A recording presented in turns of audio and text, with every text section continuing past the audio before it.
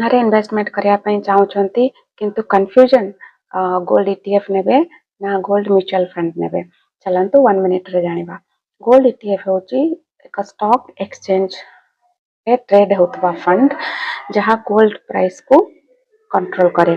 तेणु आपण मैंने डायरेक्ट गोल्ड प्राइस हिसाब रे ही इन्वेस्टमेंट करूछंती। ईटीएफ रे आपण मैंने मार्केट खोला थिबा समय रे केबे भी बाय वा सेल करि परिबे किंतु एथि पय आपण मानकु डीमैट अकाउंट दरकार। अदर साइड ले गोल्ड म्यूचुअल फंड रे डीमैट अकाउंट आपण मानकु दरकार नै। आ आपण माने 500 टंका रो भी एसआईपी स्टार्ट करि परिबे। तेणु ईटीएफ रे अधिक कंट्रोल कम कॉस्ट आ म्यूचुअल फंड रे टिके अधिक खर्च किंतु सहज इन्वेस्ट। तेणु आपण माने जदि एक्टिव ट्रेडर ताहले गोल्ड ईटीएफ रे इन्वेस्टमेंट करंतु आ मार्केट को सब बेले